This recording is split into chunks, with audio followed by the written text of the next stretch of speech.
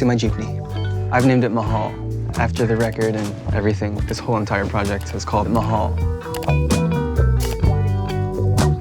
We really wanted to do a vehicle for this record. We really wanted to bring the record to people. We thought way beyond the album cover, and we were just like, okay, what if we could just like take the record to people once it's done and like promote it through the Jeep.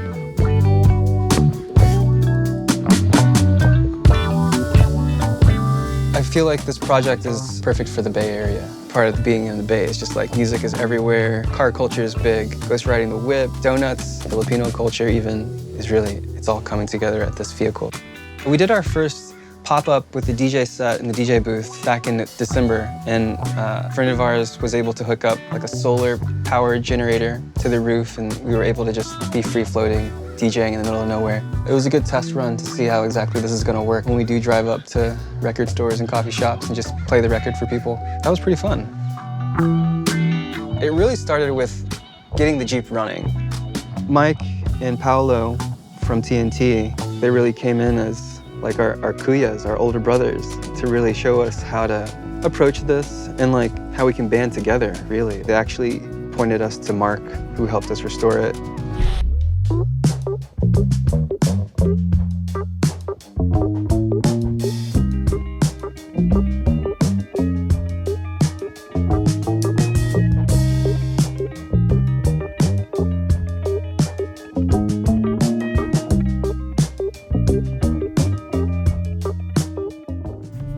Preserving this in film is kind of the plan to begin with.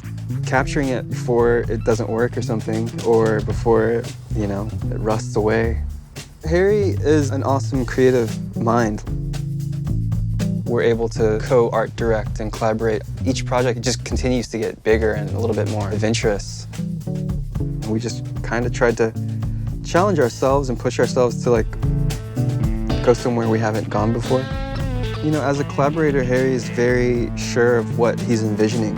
It's like he can see the entire production in his head, from how many lights, crew. He can just envision it and really just get the thing going. So he has that skill, which I think is really important, to just really know how to get things done. The footprint gas pedal was just something that he mentioned early on. He really pays attention to all those little nuances. From just the restoration to actually getting it filmed and getting Eric Andre and getting all of these parts in order, it slowly just started happening. Eric saw pictures of the Jeep. We were like, yo, it's here, it's happening. And he was like, cool, let's hop on a call. Big round of applause for Mr. Eric Andre. That's the red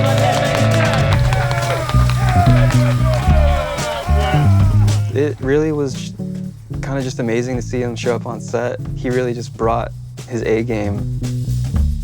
He was just so funny in between all the takes and like just the non-stop Eric Andre show. I was just honored that he was there to be a part of it. Working with Chris Maggio was a goal since 2017. I told him I got this Jeep and this is what we're trying to do. When Chris shot the record cover, we noticed that he edited out a Tesla in the background. And I was like, no, keep the Tesla in the background. That's exactly what we need. It added something unique to the lens, the picture that we're trying to paint with the Jeep, that it's not just this classic retro thing, but it's something of the now. A collaboration with Dropbox was practically a no-brainer. It's so embedded in our creative process, and it's just a great way to share ideas. As the artist, it feels good to allow the process to be seen, because a lot of that usually is covered up. That was the goal with wanting to even just reveal the curtain a little bit for Mahal and allowing the process to be the product. The analog sounds on the record really sort of complement the attributes of the Jeep. The first thing that you can notice is this mural at the top. You can even see the lines from like painting the letters. They didn't even erase the pencil marks. They just kept the sketches. And that's kind of what I did in the record too. There are these jams that are just mainly sketches that I sort of threw at the end of the songs as these little segues, just to like roll with it. Also, we got these really interesting ornaments. Good friend Gretchen Carvajal, she came through and made these custom trinkets that say MAHAL, and they're made out of the Filipino stars and suns. And the colors reflect the colors on the outside of the Jeep, too. This imagery and the mood of this Jeep really fit the sound of this record. I want the listener to hear all of these bad notes and imperfections to sort of make it real. Like, it's not this hyper-edited experience. The experience is that it's handmade.